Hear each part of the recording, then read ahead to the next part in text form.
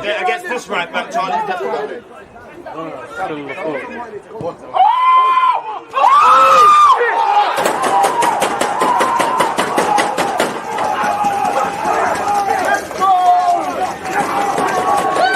People deluded, I'm back again. Come on, Ian, man. Come on. Because you always use that active red flag defending. I think it's like because you always use that active red flag defending.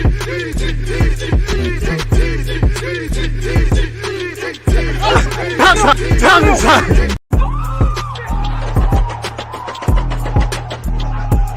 because you always use that active red flag defending. I think it's like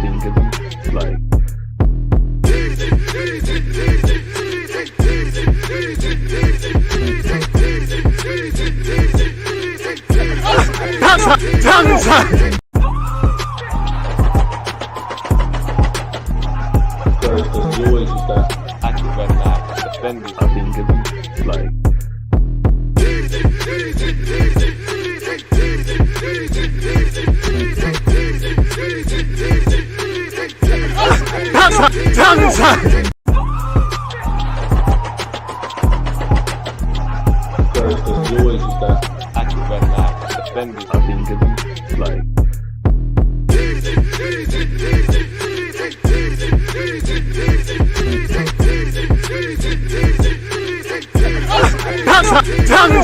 People deluded, I'm back again. Come on, Ian, man. Come on. Appreciate that, Ian. Right, I can take it from here. People deluded, I'm back again. I just won't go away. I just keep hanging around like a bad smell. Shout out to everyone who supported my content that's been released earlier. We just came off a live stream with Fabrice Muamba. Check that out. Check out the videos I've already posted. Make sure you're smashing the like button, you're commenting, and you're subscribing. As usual, appreciative of all the support you guys give my platform. Better yet, platforms. Twitch gang, one love. Make sure you're following on all things that concern deluded. I guess people check out the description.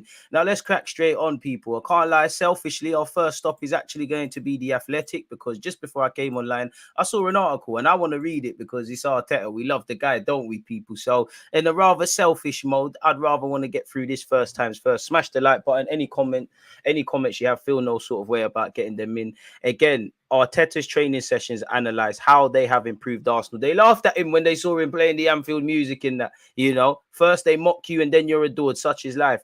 Trust the process was a divisive rhetoric not too long ago with Mikel Arteta at Arsenal. They appointed him in December 2019 and age 41. He is the Premier League's third youngest manager and has its youngest team. His job title was changed from head coach after 9 months in charge, as Arsenal felt he could do so much more. He was already doing much more, a bit like Edu as well, really. So it was really changing him from head coach to manager, a bit like Edu becoming sporting director. It was just to confirm what they're doing already and to kind of show that they're here for the long term.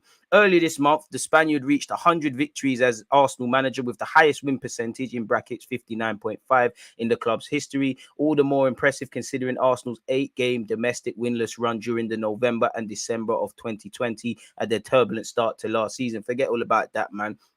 If you could only pick two loans to keep at Arsenal, who would they be? Great question. Good one. Charlie Patton and Balogun, really and truly, you know. But then again, if Arsenal were planning to bring in a striker better than what we have at the art of goal scoring or something different, and part of that meant sacrificing Balogun for a top three, it is what it is. I'd probably do it, you know. I don't think we're getting Osimhen, but if he was able to correlate what he's doing in the Italian league for Arsenal Football Club next season/seasons, then it's a price to pay, really. I would say Charlie Patino, because I think he needs to go on loan again, slow cook him, not hype him up. Great player. I just feel, you know, naturally there'll be a pathway, you know, within the next 18 months, within anything from 1 year to 18 months to 2 years. Jorginho, El Nene, Partey, potentially Granit Xhaka. I'm not saying to get rid of them, but between them, a pathways will open, and I think Charlie Patino could fill in one of those spots. But as I said, he's doing great at Blackpool. Keep doing what you're doing, really. And then Balogun, for obvious reasons, he's hit 17 league goals. You know, again, you could mock the French league or whatever. Jesus, I'm not belittling Jesus, but Jesus ain't got that right now in the league. Again, whether Balogun can transform that into the Prem goals without saying, but Eddie Nketiah and obviously Jesus don't have that, really and truly. Our top goal scorers are the wide men / Martin Odegaard. So I would say them, really and truly. But there's a bunch of players, you know. I might Probably shouldn't be my third choice, but I would say Lokonga because listen, if Arsenal can make their money back on Lokonga, I'd do it. But if you could go out on loan for a full year, and show something, if Burnley get promoted, I don't mind if Palace stay up and he stays there. Hopefully they do, and he stays at Crystal Palace, or maybe he goes to, if Burnley get promoted, I personally feel, Vincent Kompany said he's the next Yaya Toure. Go out there and show us that he's the next Yaya Toure. Let him work under you. And then maybe Balogun to Crystal Palace if he needs to go out on loan again. Palace are struggling for strikers. Probably will bring one in the summer. Why not help them out, really and truly? Great question. Smash the like button, people. Arteta has taken Arsenal from consecutive 8th-place finishes in his first 2 seasons to 5th in 2021-22 to 8 points clear at the top of the league with 10 games left in this one. And they are, as per club ELO ratings, which uses results to measure longitude team quality at their best level yet in the post Arsene Wenger era. I mean, I don't think we needed any statistics or any of that to show us that really and truly, or confirm what our eyes show us. Shout out to Rickin, by the way, and also American Gooner for subscribing via Amazon Prime. If you're not doing that, head over there. So yeah, just confirm stuff. You can see the upward trajectory clearly. And I have rated how Arteta has made some tough decisions, cancelling contracts, freezing some players out, moving away from some players that were key parts of this team, and all of these sort of things. Appreciate you, Sacco. What's up, man? I'm just enjoying Arsenal speaking with you lot across YouTube and Twitch, with the obvious caveat that the club will be selective in what they show us publicly. Those inside training videos and Amazon's All or Nothing documentaries, Arteta's training sessions and coaching can be analysed. So how has he made Arsenal so much better? Coaching a 3-5-2 off the ball, really and truly. And I do think people get hung up on what's actually happening at moments. It actually changes off the ball to a 4-4-2 when we're defending, elements of a 3-5-2, elements of a 4-3-3, elements of a 4-2-3-1, and multifunctional players.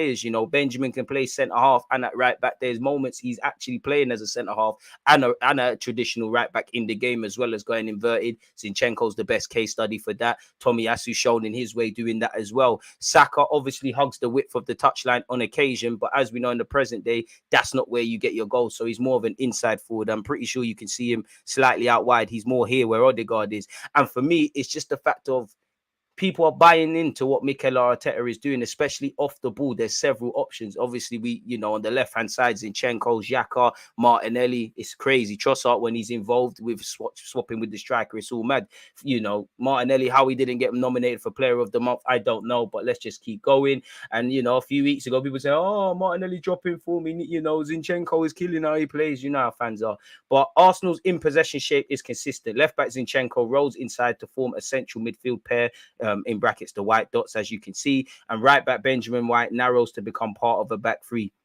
Both number 8s push forward to make a front 5 with the number 9 and wingers who play high and wide, which we know, people. And again, for me, it's body angles and shape as well, which Arteta has spoken about. To be fair to Tomiyasu, when Saka does receive it, at times he's probably near the halfway line with his back to goal. 9 times out of 10, whether it's on his left foot or his right foot, Saka, is on his half turn. When the ball comes in from Benjamin White, his first touch can set him and he's inside, and he can either have a shot or play in a pass, or and you've seen a lot of Saka's goals like that for as good as it's been. And the same is said for Martinelli as well. I can't remember who it actually was against, but I'm pretty sure it was at the Emirates. I can't remember who it was against, but Saka's pulled it through and Martinelli's made a run off the ball and he's finished it with his left foot. So it's nice to see collectively we're buying into what the gaffer is saying, and individually proactiveness. Again, speed of thought is the best thing you can have as a footballer. Before you've seen Messi do any moments of magic, Thierry Henry, Vieira, Modric, who have you, before they've showed their technical level, they thought about it, whether that's been a lovely crossfield pass, a defense splitting pass, dazzling pass. Footballers, it's up here. This is the best thing you need, people. If you can think, you're all right. So make sure you're smashing the like button. So that's great. The pitches at Arsenal's London Coley training complex have additional markings that split them into 5 equal vertical lanes, the 2 wings, the 2 half spaces, and a central channel. The idea is that when Arsenal are attacking in games, one of the front 5 should be in each of these lanes at all times. Facts, and more facts, really and truly. 1 second, people. Just had to set myself a reminder quickly. But yeah, that's great, because again, what you see on a Saturday or Sunday when we're in the Europa League Thursday, it's a result of what we're doing every day at London Coley or wherever we're training, really. Practice makes perfect. The idea is that when Arsenal are attacking in games, one of the front 5 should be in each of these lanes at all times, which you see, people. This is rooted in, I can't say that in Spanish, but positional play, and a cornerstone of the modern Iberian, Spanish/Portugal footballing philosophy. Pep Guardiola, who Arteta assisted for 3.5 seasons at Man City has his pitches marked similarly. It creates a repeatable attacking structure within which to find the spare player with multiple passing options and positions players so they can defend transitions. Players are allowed to move about within it. Often Jesus will rotate to the wide left and Martinelli plays inside. In the All or Nothing series, Arteta shows the team a pitch map with the 3-5-3-2-5 alongside another one with players in different build-up positions. They have to memorize both, and when asked to recall, they do better with the trained shape. The fact that you train it and what it does to your brain is because we are all educated right now and looking at the 3-2-5, we process information based on that, said Mikel Arteta. By training it, if one player moves here, they know what the next one has to do, how the units work, and how to interact with each other. DG, is there anyone you would swap with Saka? Well, not really, but Vinicius Jr. If I had to, then lad from Napoli, probably a couple of others, Alexis Sanchez in his prime, but Saka's good. But I'm not trying to overrate Saka, but he's the best in the world. It has taken time, but Arteta has coached Arsenal into being one of the Premier League's best in possession teams, which my football club is definitely, for someone 27 years of age, that's for a large part only knew Arsene Wenger. That is what we should be doing. That is a cornerstone of what we're doing. This season, only Manchester City averaged more possession and have a higher field tilt. As you can see here, Arteta has significantly evolved Arsenal's in possession game over 3 seasons. And a big part of that, as well as the coaching, is he's got players able to do it. There was a point under Mikel Arteta, especially playing out from the back, with the greatest respect to David Luiz, who can do it, Mustafi, Socrates, and what have you, and actually Leno. You could see what it was trying to do. It just weren't the players to do that, really. And in hindsight, the few players that have survived this squad turnaround, maybe it was a case of making sure that they get into the flow of things, people. So statistically, you can see what we're on. Arteta's constant rondos will have contributed. The format varies. It's often 6 passes with 2 pressing defenders, but sometimes it's 6v1, 5-8, 2 versus 9, and can go as small as 3 versus 1. These various configurations prepare players for different scenarios that may occur in the match. At individual units and team levels, build up versus a 4-3-3 press is different to doing so against a 3-4-3. Players are limited to 1 touch and have to make as many consecutive passes as possible, which calls for risk taking and creativity in a condensed area, which again you see correlate to Arsenal this season. Arteta wanted 300,000 passes in the opposition half away to Watford last season. Rondo's demand this. He used a rondo in his first training session as Arsenal coach back in 2019, intervening by saying, all the time we have to look for the free player and everything we do is a pass here sideways. I want this pass through the lines, which is great. And you're seeing that benefit us, people. Arteta sometimes uses extra players wearing orange bibs in the image below, in the middle of a rondo. These are link players to help play those passes between the press and defenders. Arsenal's carbon copy goals against Liverpool in the Community Shield and Fulham in the Premier League in successive games at the start of the 2020-21 season built up from a rondo style passing. Let's start with the one against Liverpool, people. As you can see here, this was a bloody good goal. I do say so myself. We don't need to read these paragraphs to see this, people. You can see the build-up play with Rob Holding and Bellerin and these guys and whatnot, people. So there you have it. Arteta then went on to say, I cannot have a concept of football where everything is based on the opposition. We have to dictate the game. Amen. And you can see it once again, the Fulham passing patterns. Didn't Willian get 3 assists? So the system kind of hided him there. So, yeah, we know we work on rondos like all top 6 teams should be doing. And obviously, you saw in the present day, in one of our last recent games, what was going on. Our second goal was 23 pass sequence with 21 played in their half. And I think you look at, I can't be sure on Leicester, so don't quote me, but definitely in our last game before the international break, and definitely in the Bournemouth game, and obviously against Fulham, you've seen elements of that, people. So there you have it. He said, we have to train that Saka when making contact, when to take certain balls, when to run, when to jump. We cannot control what the opponents are going to do or the referee in a split second, which is true. But buying fouls is also part of the art of Pep Guardiola and Mikel Arteta. So the Crystal Palace game as well, we is the one I was referring to earlier, people. So you kind of have it there, really. Smash the like button and them things there. So, yeah, it's a great little thing. 7 of Arteta's 8 most used players so far this season were under 25 in August. The exception is 30-year-old Xhaka, who has called his manager a tactical freak. Arsenal's overall pass accuracy is up 2% from Arteta's first season, but they pass 6% more accurately in the opposition half, which is great, which is absolutely great. positional games. Obviously, we've kind of alluded to this, people. Again, if Arteta wants to have players that are comfortable on the ball and dictate the games, then naturally he has to do these sort of things, people. And obviously, his coaching style speaks for itself, and the small-sided games speak for itself as well, people. So I do think this is a fantastic article by The Athletic, if I'm completely honest with you. And also, you need to have level of aggression. And also, Arteta is known, sometimes it works, sometimes it doesn't. But, with the clock and, the light bulb, you have to be innovative as a coach. If you're not failing in some aspects, you're not trying. And I'm sure if you ask Mikel Arteta and these players, they failed time and time again. But that's how you start winning. If you're scared of failure, you don't get anywhere in life. While Arsenal haven't exactly accomplished anything yet, we might not be waffling about what we're talking about in the present day with Arsenal. So fantastic article there. Away from that, Martin Odegaard, I finally caught up with stuff, has spoken on that tackle from Rodri that had social media going crazy. He said, I'm pretty sure I should have had a penalty. He's coming with his studs right on my ankle, but I'm sure I'll get punished if I say any more. I don't bother saying anything else about the referee. It's better not to say anything. So the Arsenal disease has come to haunt him really and truly. At club level, we're not going to get penalties unless your leg's broken, God forbid. We're going to get into that, but there's more of a different article. If you've been under a rock, again, for probably the 55th time, apparently Bukayo Saka is moving that bit closer to signing a new deal, and his new contract will see him earn almost 15 million a season at Arsenal, with the informed winger set to be the best paid player at the Gunners on 300 grand a week initially, people. He'll earn close to 15 million a season. A man said a week, 50 million a season, sorry, when he finally signs his contract. Again, sources have indicated that the true value of his deal, inclusive of bonuses and other attached payments, is closer to 50 million, taking his weekly wage to around 300k per week. The contract, once signed, will make Saka the best paid player at the club and one of the biggest earners in Arsenal's history, deservedly so. Scary that you're a scary player, and it's scary what you can become. Man said Rice, Garnacho, Dumfries, Savic, or Telemans. Different positions there, but I do like Gonyanto. If we want to buy him, I would take him. I'm not really that keen on Dumfries. Declan Rice is welcome. Savage is welcome. Telemans is welcome. They'll bird him, really. They'll bird him, and he deserves it, people.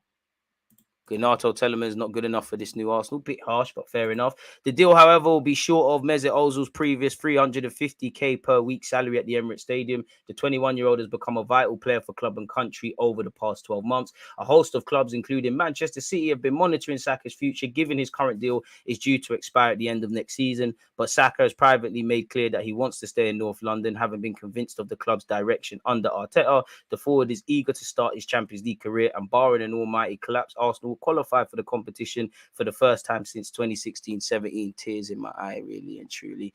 Rice and Lavia to replace El Neni and Sambi. It'd be lit, really, but I would hold on, regardless of what you bring in. I would hold on to El Neni as a spare part for the rest of for next season, unless an offer too good to turn down. Lavia is welcome. I'd still want to retain some faith in Sambi Lokonga, but if Mikel Arteta says, you know what, he's not the guy, keep it moving, really and truly. I think Arsenal will sign Nico Williams, Declan Rice, and Fresneda. I don't think we'll sign Nico Williams. I'm not really convinced on his ability or his talent, but I'm open to be proven wrong. I mean, he's clearly a talented lad, got some qualities I would love in an Arsenal shirt, but I think people are doing too much. Arsenal are ready to announce Saka's contract extension as per Daniel Kotz of The Sun, allegedly. You look at Saka's rankings this season, people. For the minutes he's played, he ranks 4th for Arsenal. For goal involvements, he's 1st with 22. He's 2nd for goals with 12 in the Premier. This is all Premier League. For assists, he's 1st. So as a wide man, you've got to get the numbers, and he's doing that, And I think this sums it up for Mikel Arteta the best. Arteta in August of 2022, so last year, he has to be a ruthless winner. That's it, simple. That's his mentality. That's what he needs to do. He has this ability. Now he's going through a place in his career, and he needs to go up to the next level right now. Arteta's demanded it. And I don't think Arteta is going to demand more of a player than they're able to give. And I think it's more of a mentality shift with Saka. His mentality has always been spot on, but I finally think he comprehends that I am Arsenal's number 7. I am the poster boy. I play for a Premier League team and play for my country. It's not just playing with and against people I play against in FIFA.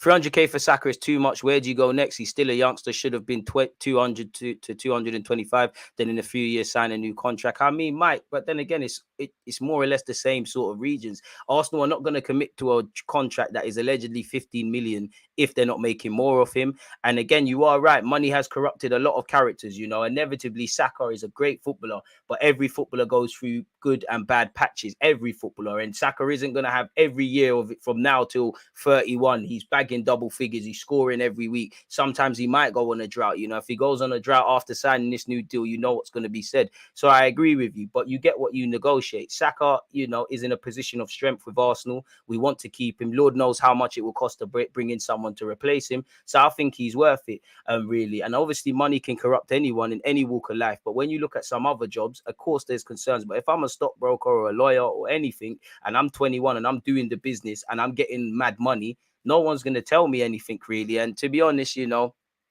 200, 300, it's all apples and pears, really. You know, what's really the difference? That's enough to, you know, Saka's got every reason to get complacent. I play for club and country. I'm living in London. I'm living the Haaland dream. I'm playing week out, week in, week out. Yes, there are players that can play right wing, but evidently there's a gulf in talent. I think Saka is of the thinking of, yes, I want to achieve things at Arsenal, but I want to look back at my career and say, I've given it all. I've reached my full potential. And I think that's it. I don't know Saka from nowhere, but he seems like a nice lad. He seems like he's got his head screwed on. He's got the right people around him. I don't know. He doesn't seem like he's, you know, you're a young man. Enjoy your life when you can, but he doesn't seem like someone that's going to get gassed off the London lifestyle and being able to afford anything he potentially can.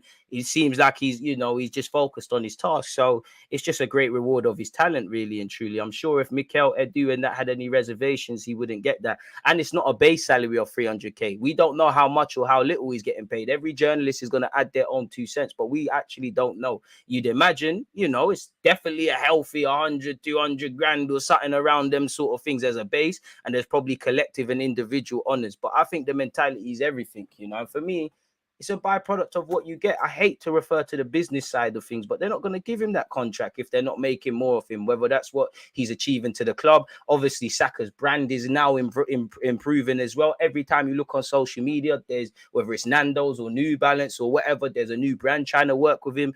One of the poster boys for definitely this club and for country. Obviously, Kim Kardashian is messing with the guy now. So it is what it is, people. Of course, you know, 21 years of age and things like that. And to be honest, if he signs a 4 or 5 year deal, if he keeps doing what he's doing within that time, based on how we're starting to be a bit proactive with contracts, he'll sign an improvement, really and truly. I don't know how much Foden's on, but I can't imagine Foden is too far away from him. I wouldn't question Foden's mentality. You know, you get what you deserve, really. But we have seen players cash out. I didn't even think Aubameyang cashed out. I just think you got into problems, really.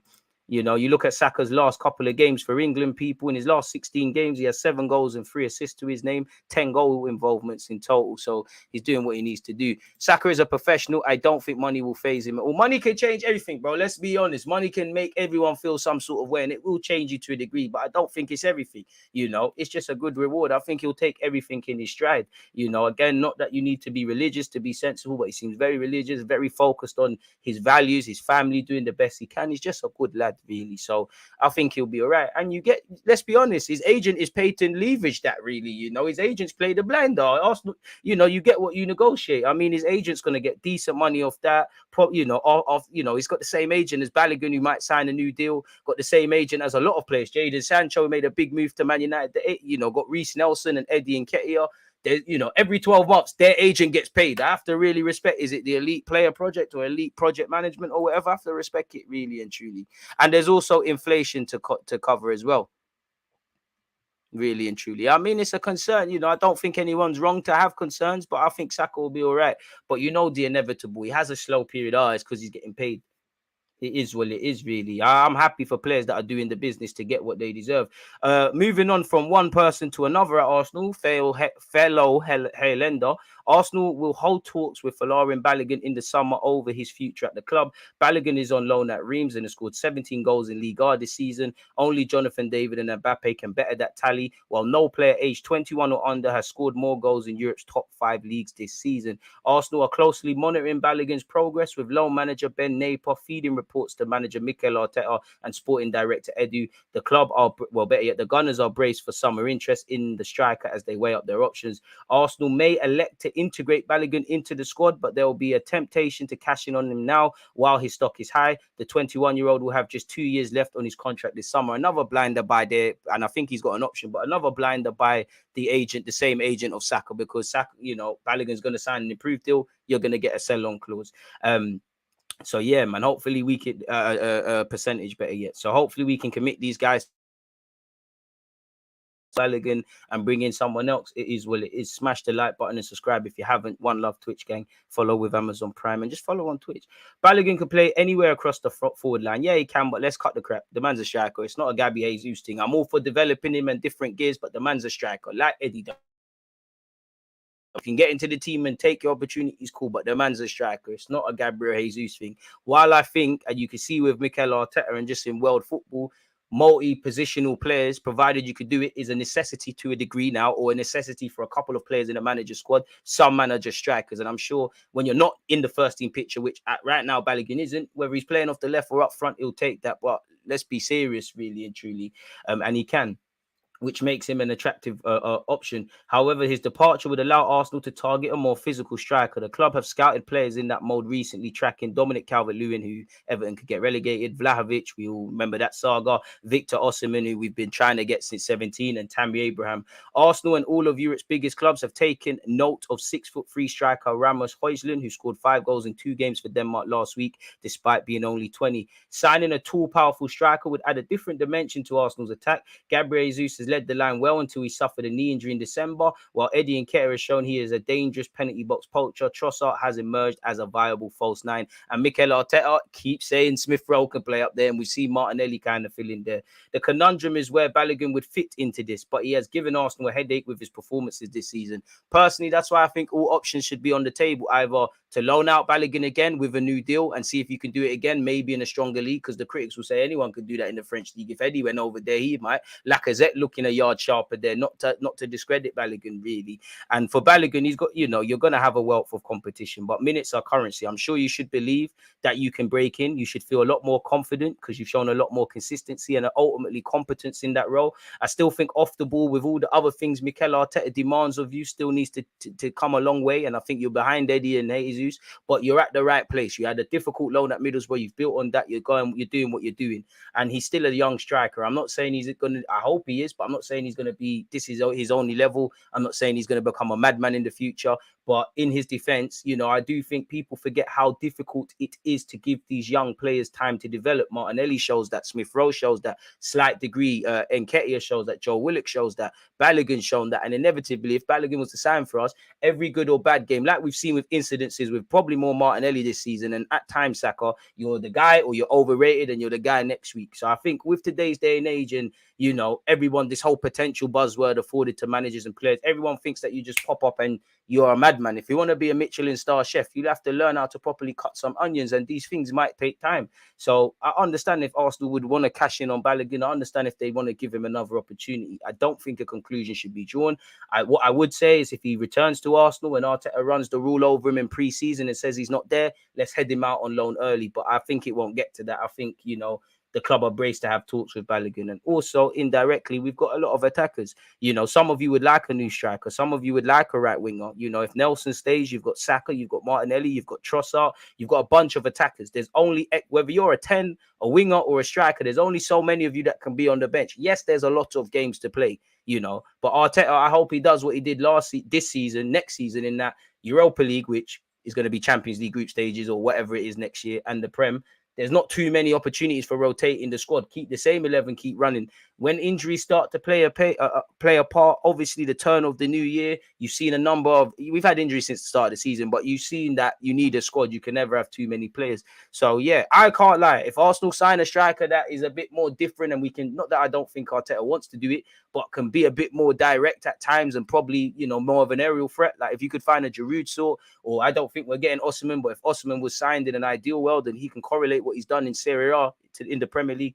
It is what it is. Not everyone has to make it at this club. We might look at Balogun in a few years and say we made money. We might look at, did we let him go too early? But we're getting to that scenario where we've got to be cruel to potentially be kind. So it is what it is. I would like Balogun to get an opportunity, but how feasible is it with the degree of expectation next season based on what we've did domestically this year, and we need to improve in the cups and obviously the Champions League. If life was fair, we'd all have a lot less. If we correlate that to use that analogy and look at our squad, if the minutes were distributed fairly to these 20-odd players, we won't be where we are in the Prem because, again, respectfully, Tomiyasu's my guy. You'd have to share the Benjamin White and Tomiyasu minutes. You'd have to share Holding and Saliba, Gabriel and Kyrgios, Ramsdale and Turner, respectfully, Zinchenko and Tierney, and so on and so forth. You don't get the point.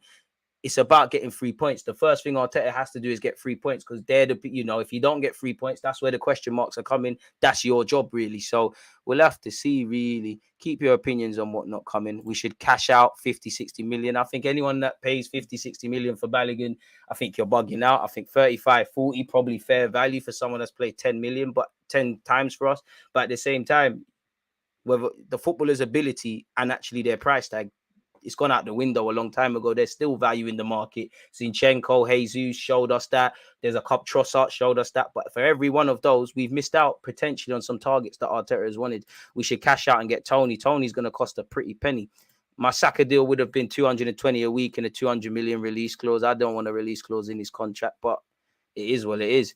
Our recruitment team this year will be facilitated by the clarity of our football project. Young players would want to work with Arteta, given his track record with the likes of Saka. I hear that.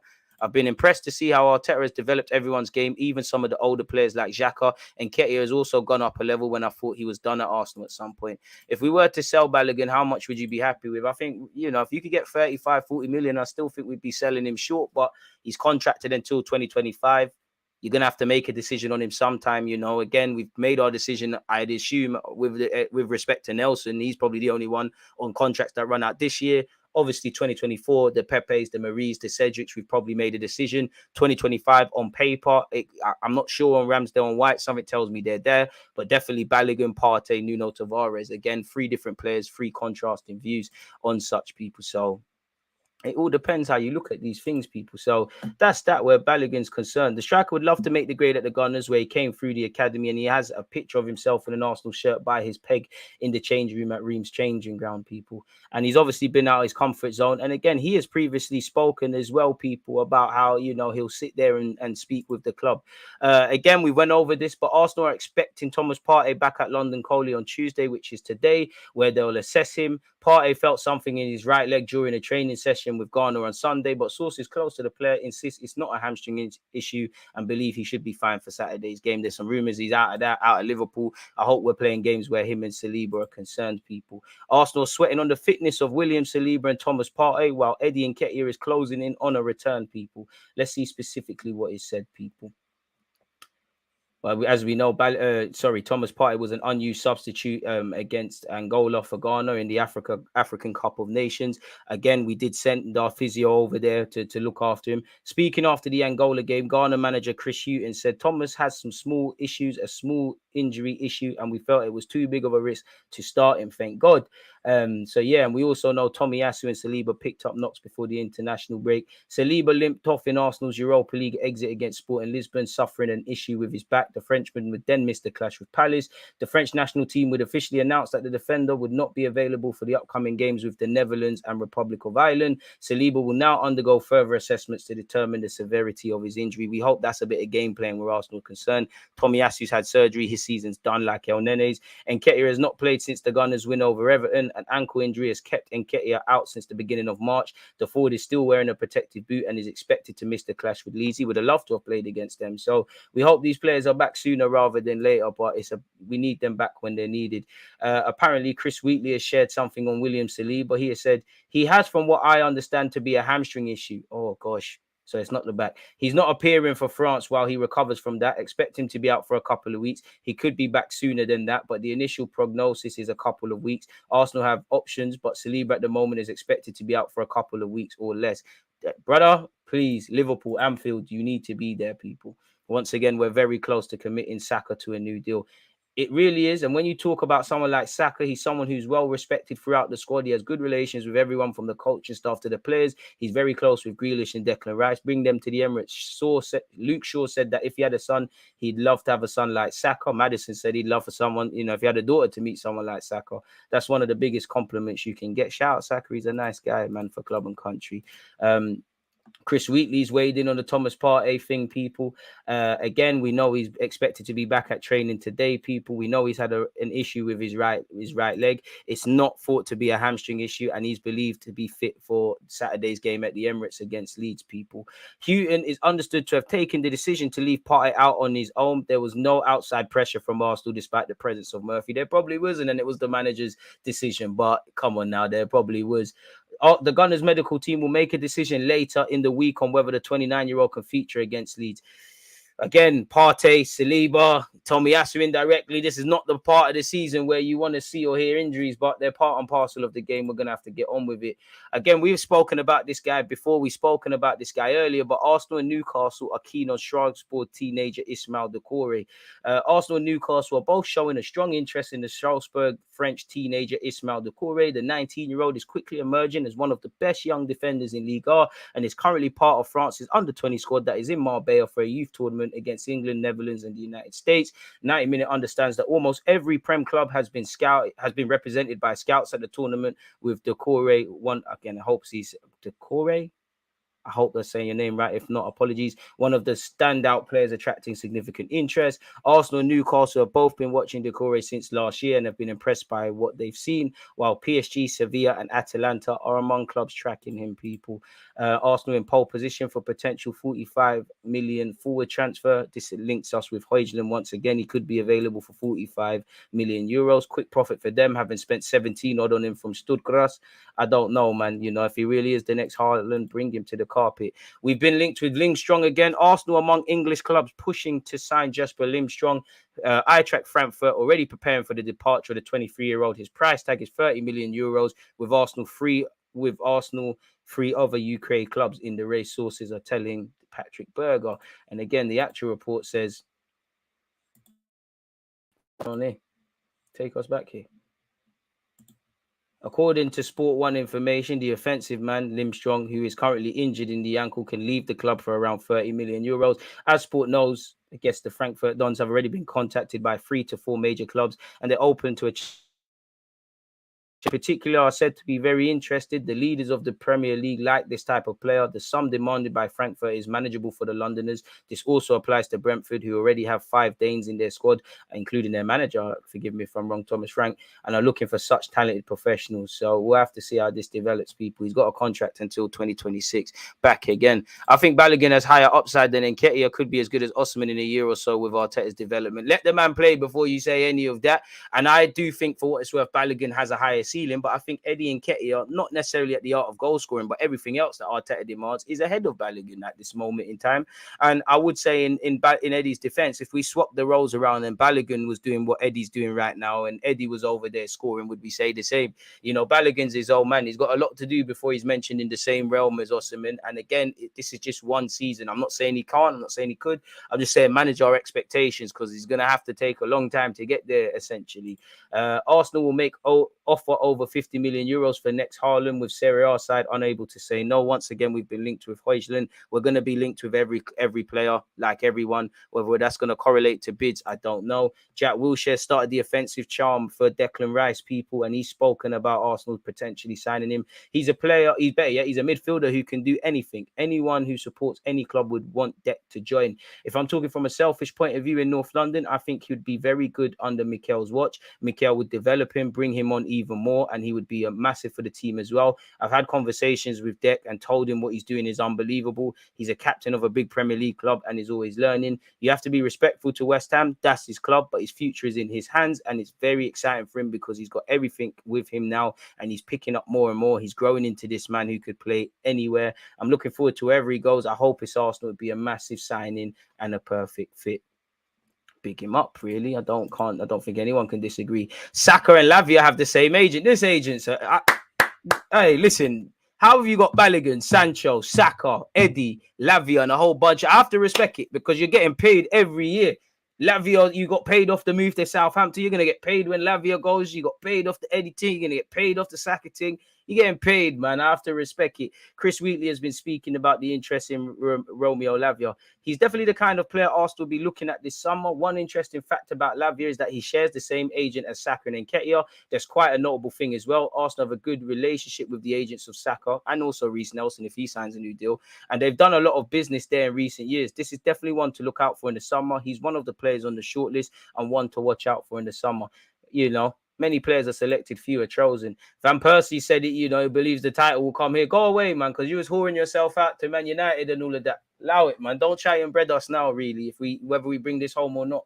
F off out of here, man. If you look at this period of time, for what it's worth, I don't think you was wrong to join United. If you look at this period of time, it is when every single point really counts. They've had a couple of difficult games and got 3 points. So that is what a Champions team is made of. And they've been proving that. I don't check the league table, so I don't know. The last stretch is always difficult, and it'll be interesting to see. My personal feeling is they'll go for it and will win the league. It's been a while, so I'm happy for them to win it.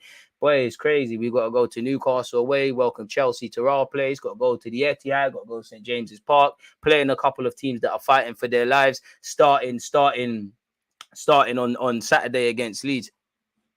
That agency is eating, bro. They sign me. With my talent ID, we could get some more, but I'm in the wrong profession. I mean, let's all have a quick laugh. I don't know what Neil Warnock was talking about, but how can you... I know you're doing this for attention, but how dare you say Spurs are the more attractive club to join? Even then, when we was a mess. No, they're not, because what does Spurs do with it? We've been robbed for years. We've still risen up trophies. You know, we still brought in certain players, really. Spurs, the levels are not ever. I'll accept banter from, or just comments from Liverpool, from City, from Chelsea, from United, because they've done it. Spurs have never did it. If we don't come into the room, this is nonsense. Get out of here, man. But power shift. Again, completely off topic, but this is allegedly our new shirt for next season. Come on, Arsenal and Adidas, man. We've been releasing some wavy kits. This ain't it. I'm a hypocrite because, you know, it'll probably grow on me like a number of kits, but this one looks a bit dead, if I'm honest with you. It's a bit rubbed still. This image does look a bit better.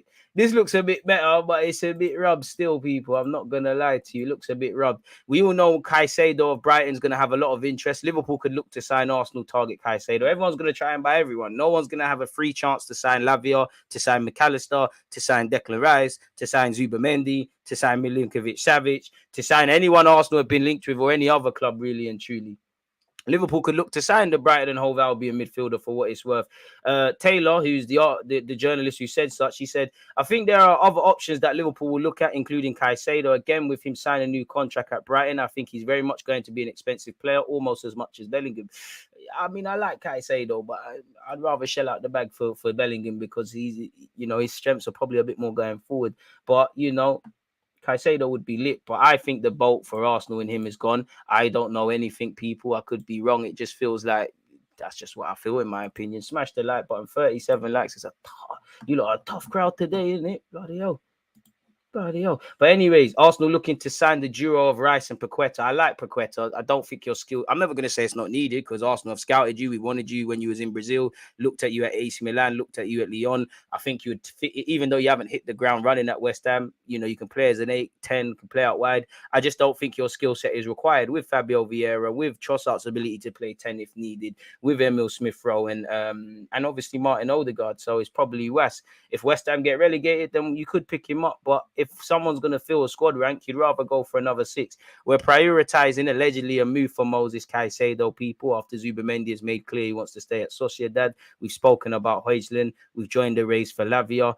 Declan Rice has rejected final contract offers from West Ham. We're looking at Ilias of Barcelona, and we're joined by Leeds, Sevilla, and AC Milan. We're looking at Rafael Veiga, allegedly, who's also wanted by Fulham and Chelsea, probably only Fulham then.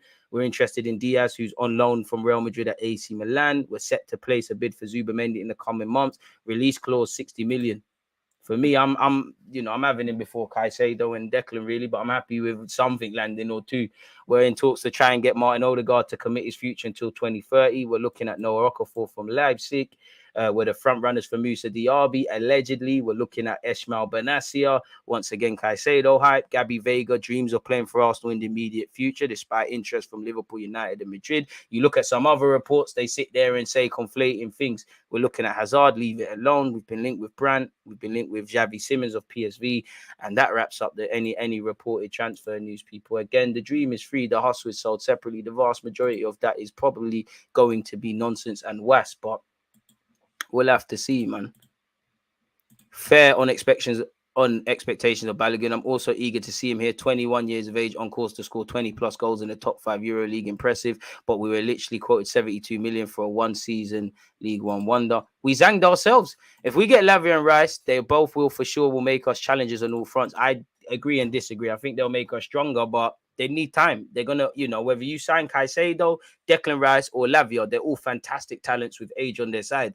But respectfully to the clubs they're at now, You can do no wrong at Southampton. You can do no wrong at Brighton, with respectfully to Brighton, because they indirectly they could get Champions League football. And who else did I say? Lavia, Declan Rice, you can do no wrong from West Ham. We're going to judge you differently. You're going to have to take the strengths that you've deployed at them clubs, obviously, because that's what put you in the forefront. Arteta and any top 6 club is going to look at you differently. And every fan, because the majority of Arsenal fans, myself included, that waffle about these players, we're going to see that even with Balogun, you know, when you're watching them week in, week out, you start changing your tune either positively or negatively. And there's obviously adjusted expectations and also what we demand of them in their roles, really.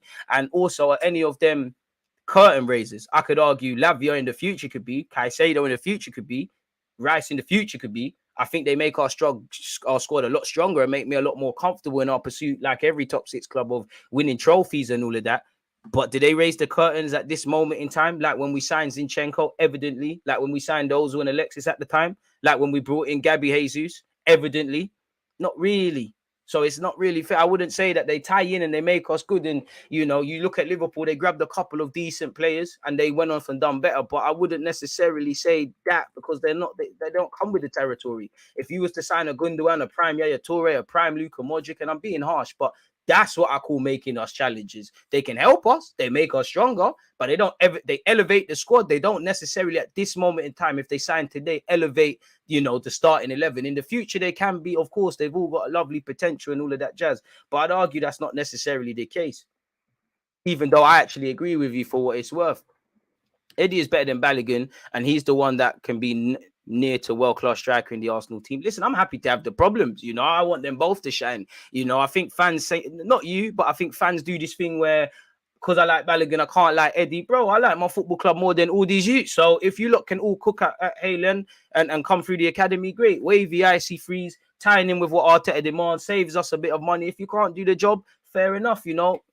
It will be Joe Willett, one love. If one of you can't do the job, you've done your thing here. Go off and keep the, you know, the academy thing flag flying high. Really, truthfully, we don't know, and probably we won't know for a number of years. Really, you know, yeah, one's form might be amazing and the other, and we might sell Balogun and say, well, why did we do that? Or keep Balogun and say, why didn't we sell that? And the same with Eddie. But you know, again, generally, I think if you're highly rated at 16, 17, 18, or spoken about half a talent, people think you just wake up one day and you're there. Eddie has developed, Balogun has developed, but they've still got a long way to go. Even Saka, Martinelli, and Saliba, really. And I know we live in a day and age where, you know, you play a minute and everybody's the next superstar. And I'm not saying you lot, but the same people that gas up these players are the first to tear them down, really. I think Eddie's more ahead of, you know, making cute little runs, dropping deep, you know, that sort of stuff that you see Jesus doing, like a poor man's version of that. I think Eddie Nketiah is ahead of Balogun at that sort of stuff. Clearly goal scoring, the runs he makes. I think Balogun, you know, even how he runs out wide, I think Balogun's got a higher ceiling, but I don't know. In Eddie's defense, he hasn't set the world alight in the Premier League, but he's gone from being on the peripheral to being our second choice striker. Arguably, some Arsenal fans were sitting there saying, oh my God, Jesus might not get back in the team. Oh my God. I don't know, really. And both of them are at a problem, because I don't think we'll buy a striker. But, you know, if we think that if me and you lot sit here, or if you're in a pub or whatever, and you think, well, Arsenal could do with a striker, you know, you don't think Arteta and Eddie ain't thinking, maybe we sign a right-sided centre-back, maybe a striker, maybe a winger. And realistically, what goes against them is we need to do what we're doing this year again. And you've now got Trossard in the mix. You know, Trossard and Jesus, I think that's a good partnership waiting. You've seen what Martinelli and Jesus do, Martinelli and Trossard. So again, you've got to remember that. And also, you know, kind of forcing it, but Arteta keeps talking about this Smith Rowe false nine thing. So they're both competing against each other as well as everyone else, and they're still young and all of these things, but they're gonna have to get with it or get left to the side. And they're young strikers. Again, at them man's age, what was Vardy, Aubameyang, or Harry Kane doing in the day and age? I think people underestimate how, especially strikers and defenders. And I feel the same with Saliba. I think Saliba is very comparable to Van Dijk in a sense of, and I'm not saying he's better or whatever. You know, I know some of the things I've seen with Van Dijk. Saliba ain't going out like that, but I think Saliba at times, he's got to learn to be a bit more aggressive. Saliba's made 1-2 mistakes as well. So I'm not trying to catch anyone out, man. Forget how young these boys are, really. But it's nice to have this problem. Balogun plus 100 million with 25 add-ons. Can we sign Bellingham with that? You might as well just run them the 100 million to try and get the convo started. But even that, I don't think he joins us. 4 days from Leeds. 110k on Eddie Nketiah looks awful. Who's going to buy him on such high wages? That obviously cripples us. But again, to be fair to you, when you look at it, we don't know the base salary. I don't think Balogun, and Eddie, I don't think he's getting 100 grand base salary. Like, I don't achieve anything. This is what I'm getting week in, week out. I just don't think he's getting that. If he is, fair enough. But you'd imagine that unless there's significant improvements in Balogun's game, which there has been, he's not going to get an improved deal on that. He's kind of shown that he is, to a degree, a Premier League proven striker in terms of he can be in the club. So I do think you'd be able to sell him if you did. Obviously, it makes it a lot harder, really. And if he signed the 5-year deal at his age and Arteta wants him, then it's money well spent, in my opinion. Smash the like button. Vegas Gunner, one love for the super chat. Do you think we made a mistake loaning Cedric? Is Walters capable if called upon in an emergency? Listen, Walters is a young man, innit? He's got a lot of things he needs to iron his game off the ball and whatnot, and that's not a criticism. He's young. It's a different dynamic expecting you to play Premier League, so he's probably not prepared for that. But arguably, was Saka prepared at the time for as good as he is to do what he's doing? Was Rashford prepared for the Louis van Gaal opportunity? You've got to take your chances, in mixed of what we're trying to do, just get results, just get over the line. It does make us weaker. And you could argue maybe Cedric could have stayed, a bit like Chambers and Ainsley Maitland-Niles last year, and injuries do happen, and we know at some point people like Tomiyasu are going to get injuries. So yeah, we could have made a mistake, but I don't think we have. On the basis of there seems to be nobody there, yeah, because Tomiyasu's season's done. You're hoping nothing happens with Benjamin White forcing us to make changes. Again, I'm not going to say it's a blessing in disguise not being in the Europa League, because I don't agree with it, and I'm kind of upset that we're out. But if we were still in the FA Cup, still in the FA and Europa League, then you're asking a lot of Benjamin White, really. So hopefully we get away with it. Obviously, in our last game, Partey kind of saw out the game as a right back. Hope we don't get into that scenario, because obviously you start changing the dynamics of what the team is at this moment. But yeah, man. Jack Wilshere should be worried about under 18 slipping to 8th instead of talking about Rice. Harsh, man. Leave him alone, man. What's wrong with you, man? Damn. Harsh guy. What a smart Pepe sale look like. Is there too low of a price where you play him and let him leave on the free? I do think there is some, I'm not really with it, but I think there could be logic. If we try to get Diaby, for example, or a suitable right winger, we might say, do you know what, we can't do that. Reece Nelson and Pepe, you lot stay in and amongst the squad, and that could be cheaper than buying a new player that we might not 100% be convinced in. Obviously, we've got Trossard, Martinelli, people who can move over there, and he could help us. But at the same time, I just think, I don't want to see us tear up Pepe's deal, but that, Edu, has spoken about that. That could be a scenario we have to consider. The best case scenario, probably, I don't see us getting a transfer fee, and bro, he'd be lucky to get 10 million and they're undertaking his wages. If we sell him, we probably have to pay some of his wages for the duration of his contract. The club might say, do you know what, we're not going to get a transfer fee, loan him out again to Nice or wherever. You get a loan fee, which recoups something. And then, they pay off some of his wages.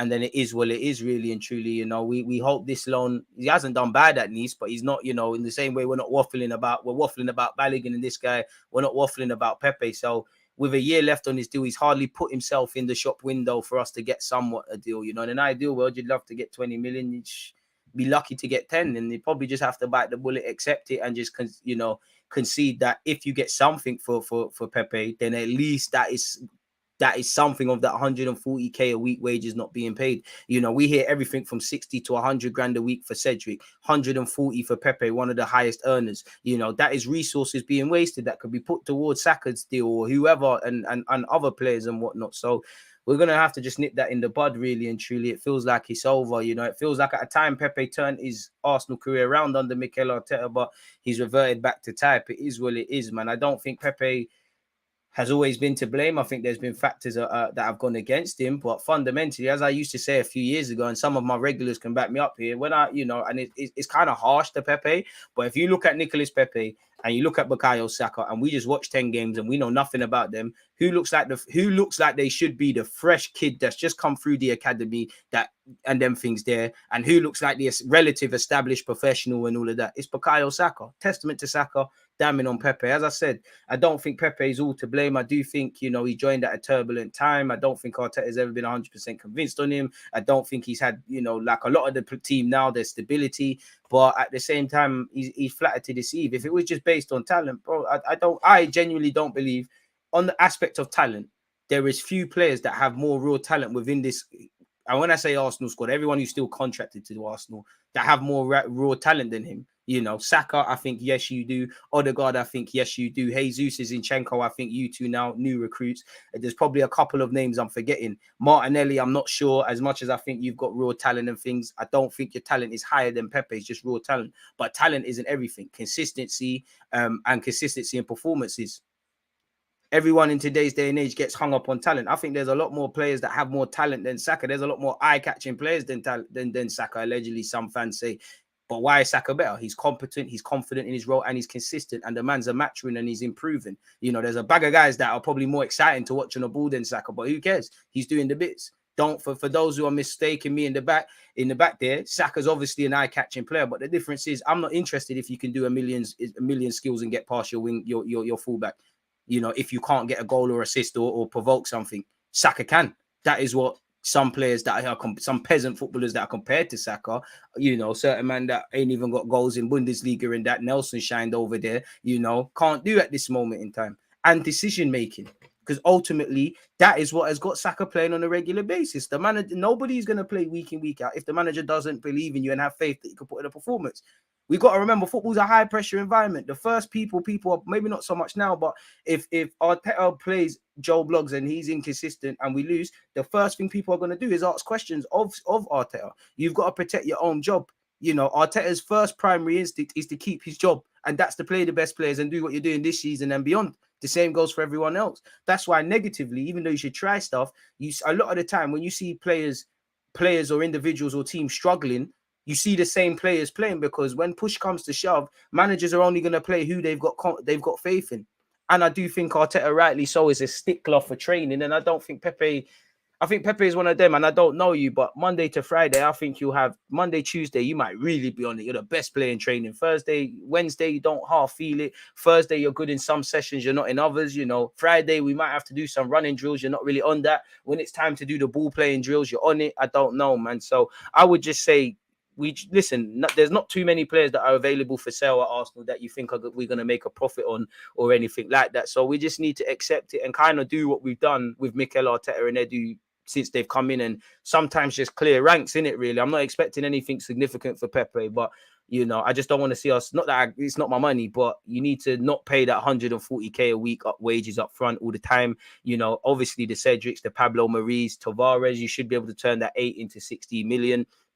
You know, decisions need to be made. I'm a bit in the halfway house with Lokonga. If we can somehow get our money back, all right, let's bite the bullet and do whatever. I'd probably loan him out for one more year, because if he was to go out on loan for a year, obviously Jorginho, Partey, Xhaka, they're a lot more, El Nene, they're a lot more competent and, let's just say, reliable than Lokonga. But they're not going to be here forever. They're all 29, 30. And I'm not saying that means we need to get rid of anyone, but spots could open up. If Lokonga shows some competency, then there's a role for him. But if not, boy, you know, we've made poor signings at times. We're going to make poor signings again. That's what people do. Arteta's got some things right. He's got some things wrong. Some players have had good games and bad games. We're going to sign good players. We're going to sign bad players. It happens. No matter how much analytics you do and all of this sort of jazz. But it's all about, for Arsenal now, get out clause. If a signing doesn't work, how, you know, not inflating their wages and getting them for a decent price tag, can we make some money and keep it moving? You know, Tavares contracted until 2025, had a mixed campaign at Marseille, started off brightly, looks a bit quiet now, even though I told you lot, watch the games, watch the performance, do not get excited of him scoring, because there's going to come a time where they're asking questions of him defensively. You know, contracted until 2025. You never know. We might give him a new deal to protect any sort of value if we can't find a buyer. But you'd imagine if minimum, you can make it 8 million plus a little bit more back and make a profit and keep it moving. So we need get out clauses. And as you've seen with Pepe, there isn't one. If it goes wrong, it goes wrong. With Willian, we had to accept that it's an L. With Aubameyang, we had to accept that it's an L. You know, we bought Tomiyasu cheaply, and that's a smart addition. We probably cut some corners with the Maries, with the Cedrics, and we're paying for it with sheer effort trying to get them away from the club. Obviously, they're not always to blame, but they've cost us because they're not of a certain level. You know, Cedric away at Newcastle and at Spurs last year is suicidal. I think the players go out there to try their best, but we shouldn't have bought these, man. And obviously, under Arteta and Edu, we've been bringing in some good players, really. And even if, I look at Benjamin White and Ramsdale, I remember sitting there and fighting some Arsenal fans. I was like, all right, cool. If you was asking me to sign a goalie, I wouldn't have said Ramsdale, but I think he's a decent keeper. I didn't know he was that good with his feet. Obviously, he wasn't demanded to do that at his previous club. I was happy with Benjamin White signing, but last summer or the summer before, whenever we brought him in, I wasn't screaming sign Benjamin White. You've seen why he was brought in, really and truly. And there's many others, Trossard, Jorginho. There's been some smart additions and smart choices, Someone like Granit Xhaka, the world said you need to be finished at Arsenal. Xhaka had, as he always says, my bags were packed. A plan for you. So just keep it going, really. But I'm not too sure, man, really and truly. If the worst happens the next season, all teams step up and we didn't make Champions Leagues, Saka's contract is hindering us. I hear that, but I don't think it will really. They're not going to pay him 15 million a season or however it works out if they're not making more on him, really.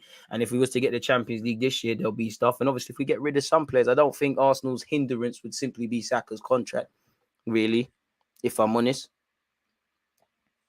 Good questions, though. Good talking points. And again, with the Gordon thing, it's what you can hustle. It's what you can hustle.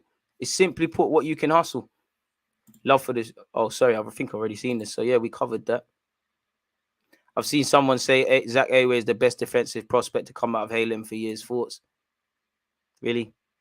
Good player, don't get me wrong. But, yeah, I've seen these comments. I mean, I think he's a good player. I think he's prone to a couple of mistakes. I think he has a decent future in the game. I wouldn't rule out making it at Arsenal. But when I'd be very careful of reading them sort of things. And, again, everyone can have their opinions. But I don't know if people are watching games, really. Best defensive talent for years. Not that we've had the best talents, and I'm not knocking him at all. But again, you're ultimately setting players up to fail, really. We should keep Pepe and try and revive him. The atmosphere is way better. Now, I hear that, but I'm not being funny. I warned you about Pepe. He's had a great 18 months. His own dad said that he needed to improve, and I hear it, but, bro, how old is Pepe? You're like my age, like 27.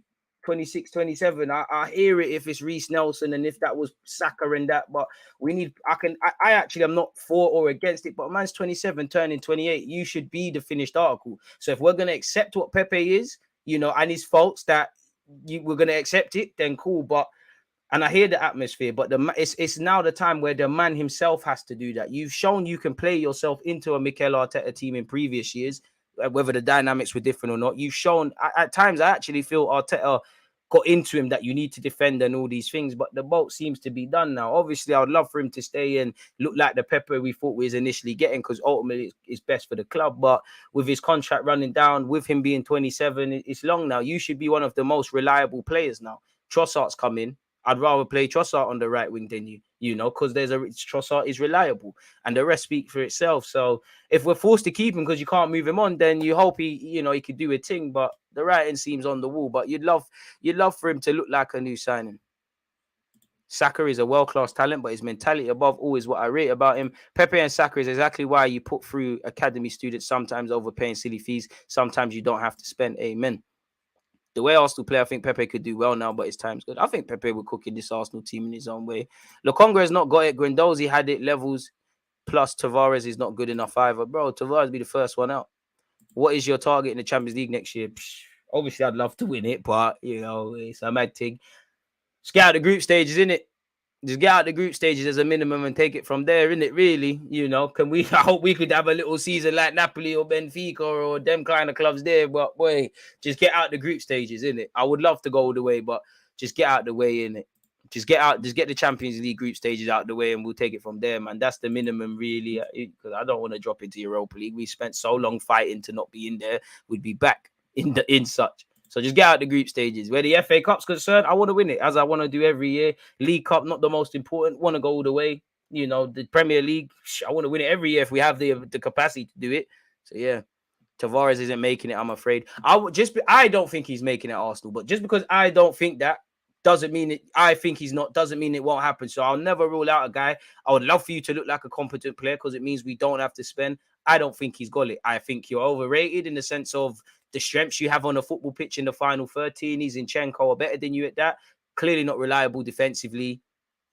I just don't think he's the guy. He's a left back, and we're all failed wingers from failed winger to another fullbacks union. But when we read his, we were sat here doing a live stream when Tavares signed.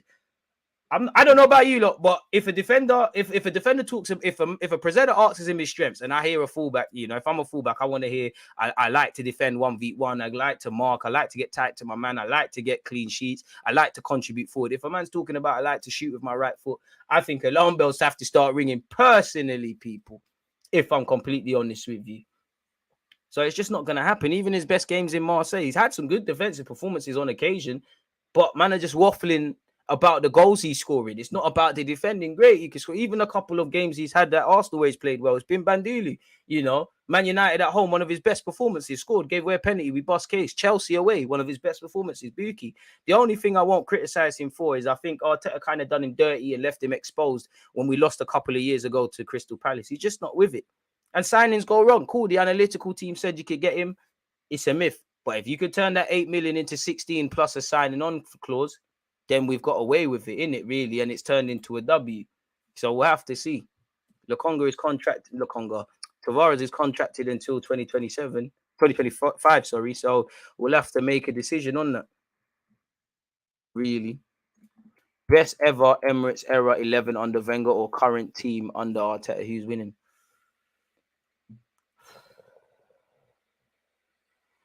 I don't know. I need to see it, man, because I'd have to sit that, if you got Cesc, Nasri, Alexis, Ozil, couple of them, pensioner version of Henry in there. Boy, they could cook. Theo Walcott would have to be on the bench or in some capacity. Arshavin have to be there. I don't know. I think this team's mentality is a bit different, so they'll probably beat them. But it'd be a good game. I'd love to see it over a two-legged tie. I don't know, man. A few years ago, we were signing loads of talents from other domestic clubs, but we don't seem to do so anymore. Chelsea are signing so many of these talented kids. Odegaard about to enter the ring 25 minutes to kick off. Hopefully, I'd rather him just pull a sickie in this game. But, if he wants to play, he wants to play in it. So, yeah, man, it is what it is in that regard. Did you like Podolski? Yeah. Had a shot on him. Just weren't on defending. Yeah, that's what I'm saying. That's where I think this Arteta team probably wins that because defensively it would get ripped. And who you got in goal? Almunia and that. Crazy. This team currently, or since Arteta, is probably a bit more all-rounded. I think the best ever team would cook that. Oh, I don't know, Santi Cazorla, Alexis Sanchez. Maybe even Van Persie could sneak in there. Oh, I don't know. Cesc would be there. I don't know. I'd have to see it over a two-legged tie, man. That's a great question. I don't know. I don't know. After you put me on the spot, I don't know. I'd have to see it over a two-legged tie because I think because of the mentality we've got now, I think they'd beat them. But I also have seen at times where that team showed mentality, even though they typically bottled. Let's just make a mock FA Cup final and see who wins it, man. That's a good question. It's a good question. It's an absolute good question. Truthfully, who knows, man? Let me see if there's any other Arsenal news concerning us online. We've spoken about Saka. We've spoken about Partey. We've touched on Saliba. We've looked at that Arteta article and that.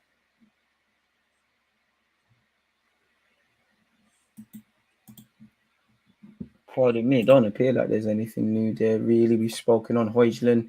Leeds seem to have a lot of injuries, really. Tyler Adams could be out. I don't want to look at that, but yeah, man. It could be peak. Now, I've spoken about Iván Fresneda before, people, but just because I said I was going to search online if there's any other talking points in that. For what it's worth, Iván Fresneda, proud of transfer links amid talks of summer Arsenal move. The Gunners are set to face competition this summer from the likes of Borussia Dortmund and Juventus, people. Hella pop-ups. Iván Fresneda has revealed he is proud to be linked with clubs like Arsenal as talk of a summer move away from Real Valladolid continues. The 18-year-old was a January target for the Gunners as well as Borussia Dortmund and Juventus. And while it was initially believed that Arsenal were leading the race for Fresneda, he ultimately stayed in Spain. However, that battle for the right-back signature is set to heat up again at the end of the season, with Newcastle also amongst the clubs chasing the highly rated teenager who has a release clause of 26.5 million. Speaking while on international duty with the Spanish under-19 side, boy, Spain got a lot lot of little talents, because you would have thought he would have at least got into the under-21s. He has said, I'm proud, but I always say I'm also at a big club in Valladolid.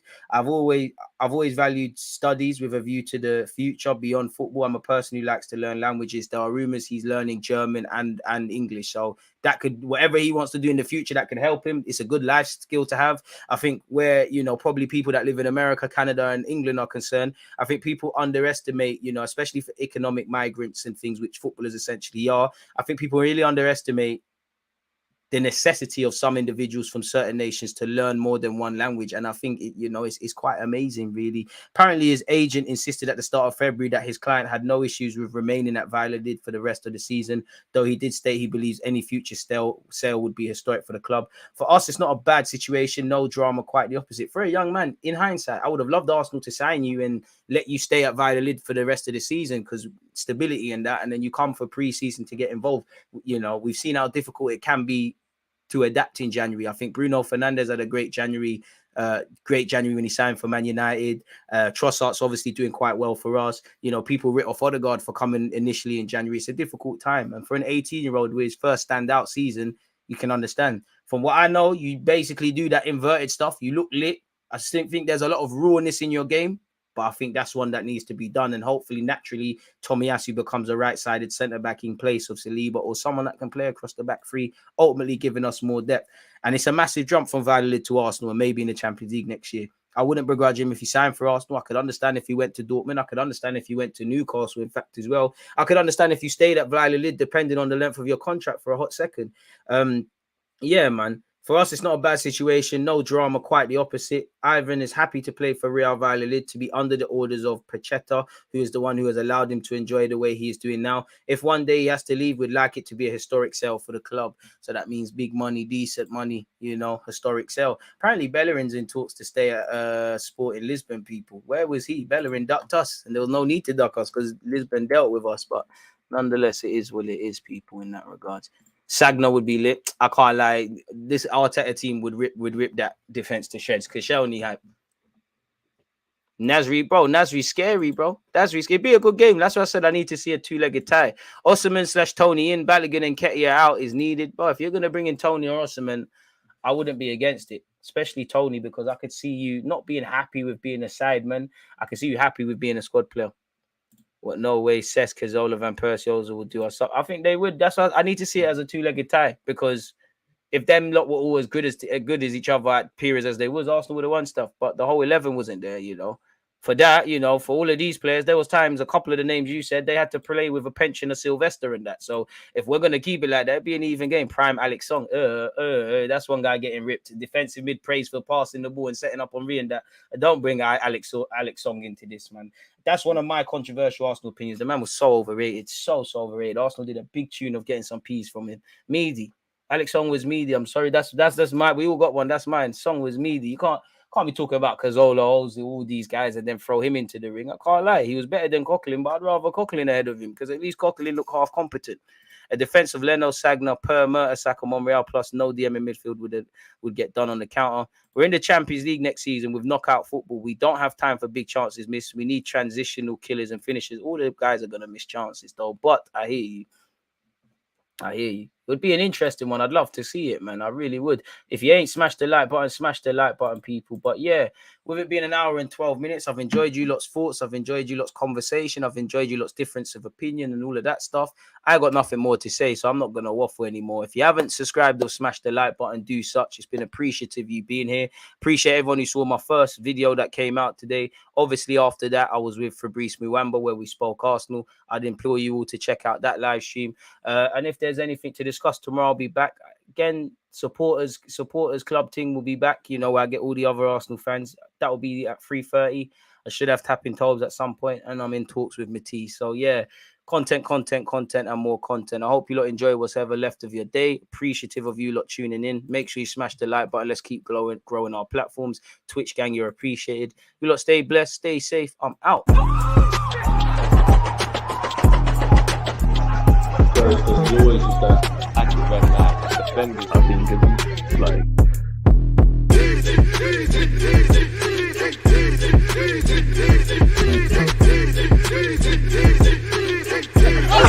There's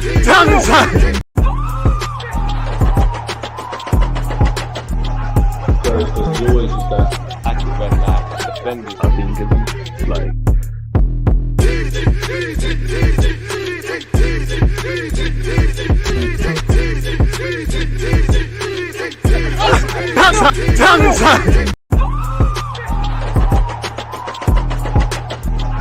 There's always just that active red flag defending. I think it's like.